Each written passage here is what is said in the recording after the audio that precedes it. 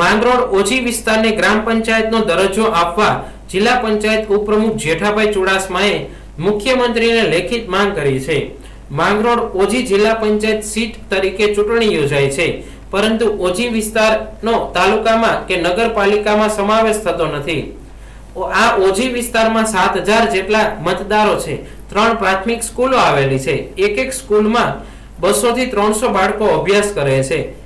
ત્યારે પ્રથમ વખત ભાજપના જિલ્લા પંચાયત સદસ્ય તરીકે ચૂંટાયેલ જેઠાભાઈ ચુડાસમા એવા પહેલા વ્યક્તિ છે કે જેમણે આ વિસ્તારને પોતાનો હક આપવા માંગ કરી છે। માંગરોળ ઓજી વિસ્તારમાં આવેલી શિવવાવ સીમ શાળા, ભૂતળી કાદી સીમ શાળા અને અન્ય ત્રીજી સીમ શાળા એમ કુલ 3 સીમ શાળા આવેલી છે। માંગરોળ વિસ્તારમાં છેલ્લા કેટલાક વર્ષોથી ઓજી વિસ્તાર તરીકે ઓળખાતો આ વિસ્તારને વિકાસ કાર્ય માટે નગરપાલિકામાંથી પૂરતી ગ્રાન્ટ મળતી નથી કે તાલુકા પંચાયતમાંથી પણ ગ્રાન્ટ મળતી નથી। આ વિસ્તારના સ્થાનિક પ્રશ્નો ઘણા જોવા મળ્યા છે। ગત જિલ્લા તાલુકા પંચાયતની ચૂંટણીમાં મારે માંગરોળ ઓજી 19 જિલ્લા પંચાયત ચૂંટણી લડવાનો વારો આવેલો। જુનાગઢ જિલ્લા પંચાયતમાં કુલ 30 સીટ છે અને માંગરોળ તાલુકામાં જિલ્લા પંચાયતની 4 સીટો છે।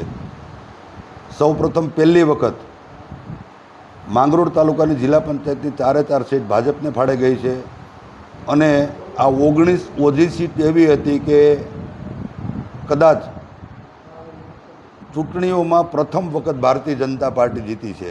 છેલ્લા 35 વર્ષથી આ સીટ ઉપર કોંગ્રેસનો કબજો હતો। આ વખતે હું આ વિસ્તારમાં ઘરે ઘર ફેર્યો છું। ઓજી વિસ્તાર એટલે એકદમ પછાત વિસ્તાર, વાડી વિસ્તાર, લોકોને સરકારશ્રી તરફથી જાહેર કરવામાં આવેલી સુવિધાઓનો મહદઅંશે ત્યાં લાભ મળે છે। 5-7 કિલોમીટરના લંબાઈના વિસ્તારમાં ફેલાયેલો આ વિસ્તારમાં ઓજી તાલુકા પંચાયતની એક સીટ આવેલી છે અને આ સીટમાં 9 બૂથ અને 6491 મતદારો આવેલા છે।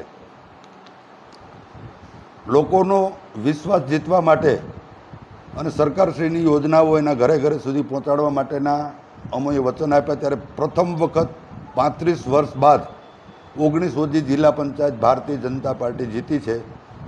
લોકોને આપેલા વચનોના ભાગ પૈકી આજે મેં માનનીય મુખ્યમંત્રી શ્રી ગુજરાત રાજ્ય ગાંધીનગર અને ગ્રામ વિકાસના મંત્રી શ્રી કુંવરજીભાઈ બાવળિયાને પત્ર લખી અને ઓજી વિસ્તારને ગ્રામ પંચાયત તરીકે જાહેર કરવામાં આવે તો લોકોના ઘરે ઘરે નળની યોજના અમે પહોંચાડી શકીએ, લોકોને રસ્તાઓની સુવિધા આપી શકીએ, લોકોને આરોગ્યની સુવિધા આપી શકીએ, લોકોને નાના મોટા આધાર કાર્ડ, ચૂંટણી કાર્ડ કે બીજા રેશન કાર્ડના કામો કરાવવા માટે તાલુકા કક્ષાએ જે ધક્કા થાય છે તે ધક્કા બંધ કરી અને આ તમામ સુવિધાઓ જો ગ્રામ પંચાયતનો દરજ્જો આપવામાં આવે તો લોકોને પોતાના વિસ્તારમાં જ નજીકમાં જ આ સુવિધાઓ આપી શકાય એ હેતુથી સરકારશ્રીમાં અને અમારા માનનીય સાંસદ શ્રી રાજેશભાઈ ચુડાસમા, માનનીય ધારાસભ્ય શ્રી ભગવાનજીભાઈ કરગઠિયા, માનનીય કલેક્ટર સાહેબ જુનાગઢ અને જિલ્લા વિકાસ અધિકારી શ્રી જુનાગઢને આ વિસ્તારને ગ્રામ પંચાયતનો દરજ્જો આપવા માટે